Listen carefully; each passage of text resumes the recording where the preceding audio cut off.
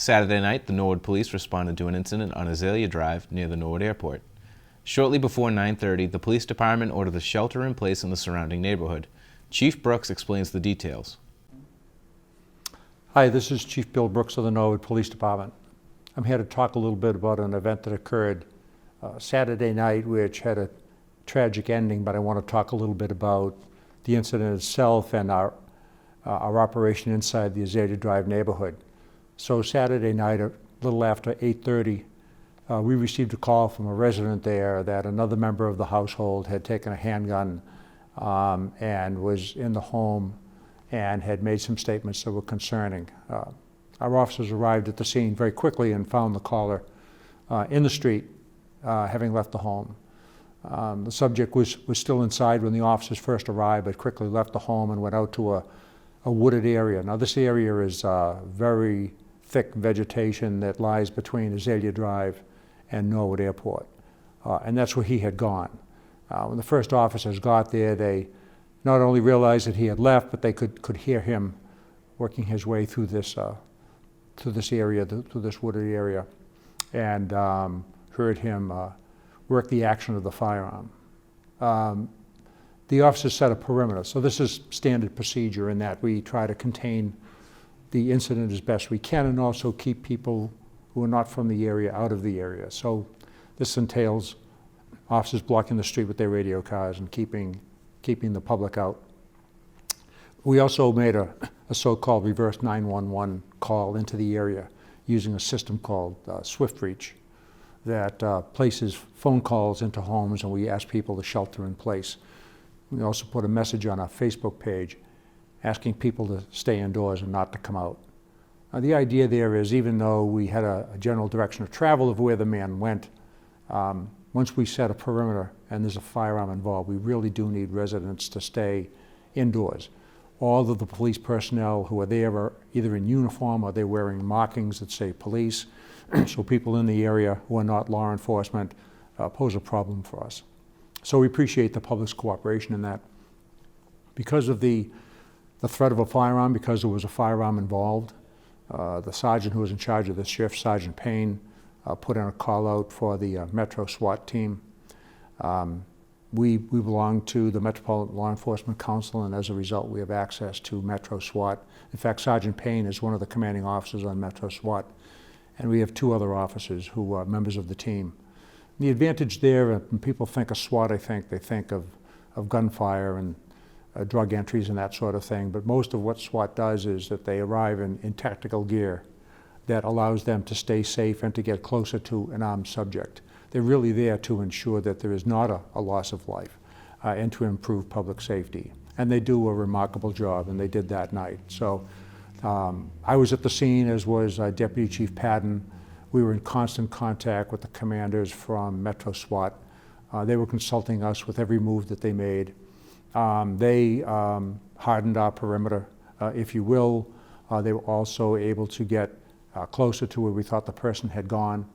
They were able to use armored vehicles in order to get close to right at the wood line where the man had gone. We used trained crisis negotiators, again provided by Metro, who were trained in these matters to do the communication themselves initially and then to guide us. Lieutenant Benedetti ended up standing at the wood line, hollering into the wooded area, talking to the man and trying to get him to come out.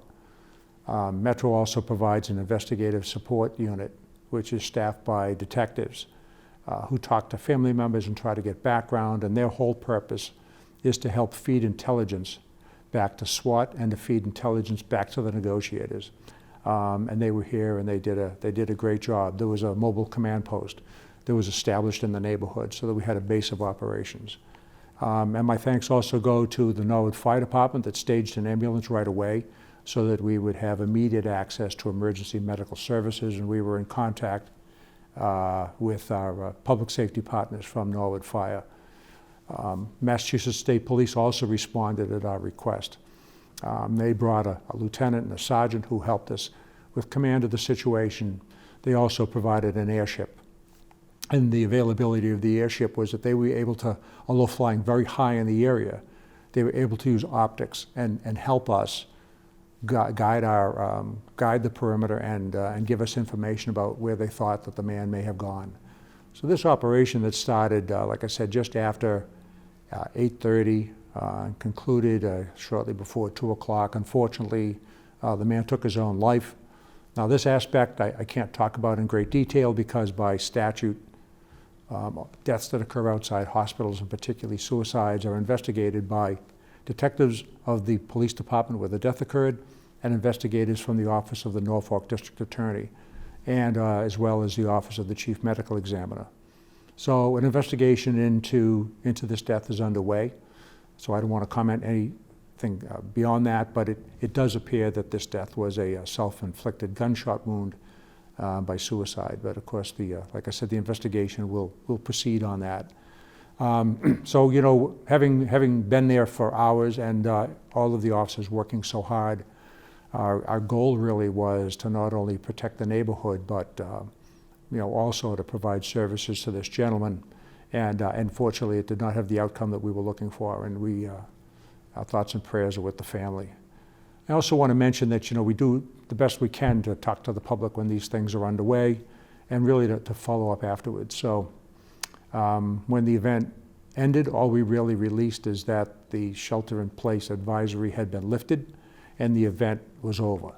The next morning, I issued a statement that described as best I could the event that occurred, and we posted that to our Facebook page, and the town posted on the Facebook page as well. The other thing we did is that officers in pairs walked Azalea Drive, knocking on doors and just offering to answer questions. And if people from that neighborhood have any questions, they can contact me personally here at the police department. I'm happy to talk to anybody. But you know, when an event like that happens in a neighborhood, we are cognizant of the impact that that has on families. And so that's why we ensure that officers walk the neighborhood and just answered questions and just talk to folks. We actually talked to a few folks right after the event that night, around 2 o'clock in the morning. If we saw lights on and people inside, we knocked on doors and chatted with people. So you know, this is an unfortunate ending to a very difficult situation. Again, my thoughts are with the family. I'm incredibly proud of the work of the members of the Norwood Police Department and then our support agencies that I've already talked about. I just think that they performed remarkably well, very professional, and we heard that from the neighbors as well. Again, anybody has questions about this, wants more information, they can give me a call or contact me by email, and I'm happy to answer individual questions.